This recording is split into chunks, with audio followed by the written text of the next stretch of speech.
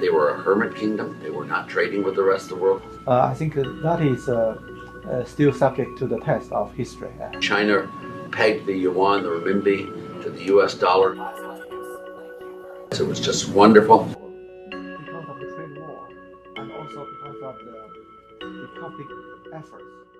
In 1992, China pegged the yuan, the renminbi, to the US dollar under Alan Greenspan.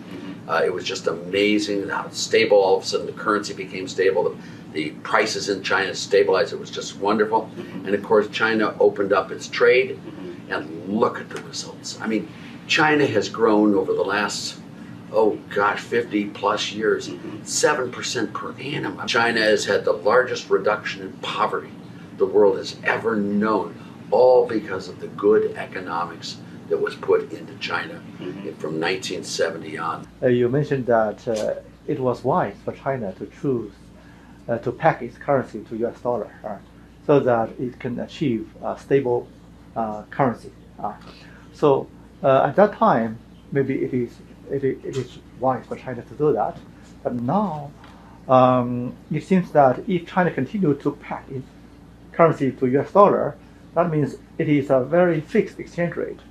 And it is not very flexible to respond to the balance payment imbalances.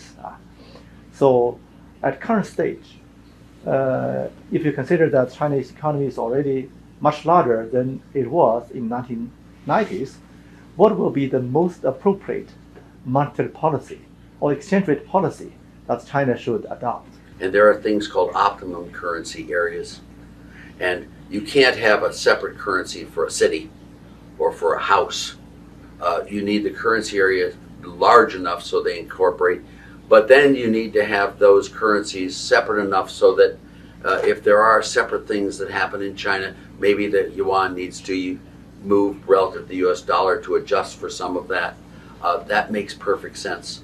How large those currency areas should be, and clearly under one political entity, it should be one currency, not flexible exchange rates between Shanghai and Hong Kong and what other cities, Beijing.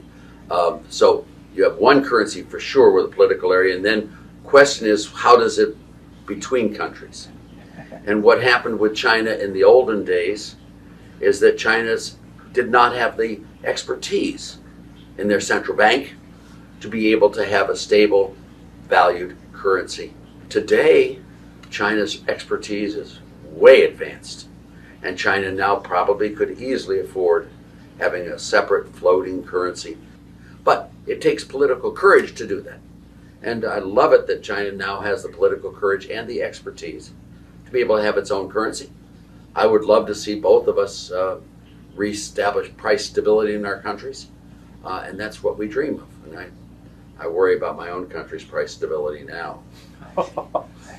Now, because of the trade war, I'm afraid that the two countries will fall into a vicious cycle, spiraling downward. Yeah. Because on one hand, so there is some sanction or some restriction on exporting some high-tech products to China, and China feels that it cannot get this, and then they have to rely on themselves to try to invest and to innovate something for themselves, and then they provide subsidy to some state-owned enterprises to implement some import substitution strategy, and in turn, people here will accuse that you see China is adding more and more subsidy, and so this is unfair trade. We should put more sanction and restriction on the trade. So this looks like a vicious spiraling down cycle. So how can we stop that? Trade war hurts everyone. We need to make sure all countries cut tariffs on all products. Now, there are certain products that should not be traded. We all understand that. And but what we should do is have a low-rate, broad-based tariff for revenue purposes, for controlling and expending it, and be free trade with each other. Let's imagine Japan. I'm going to use a different country. said, America, you've been so wonderful over all these years. We're going to give you all of our cars free of charge. It's a gift from us to you. Should we stop that by saying that's subsidizing exports? No. It's silly. What should be done is if China or if Japan or if the U.S. has a set of policies where those policies lead to the production of products that are relatively cheap in the world and they're good, China should buy them at that rate and be done with it. It's not, you shouldn't be matching that with countervailing duties at all. You know, what you've got to understand is tariffs, whether put on by Japan or by the U.S., hurt both countries. That's why I described the situation with President Trump. Was what he tried to do was threaten tariffs to get them to come to the table so that they would reduce their barriers. So what we should do there is not have the countervailing duties, not that. Now, your pessimism that we might be in that now, I think is wrong. I think as soon as the pandemic is over, as soon as we get rid of this Ukraine stuff, I mean, those are all products of despair. But once that clears the air and we'll start getting the virtuous cycle the other way, I think you're going to see in 10 years the U.S. and China much closer, not farther apart.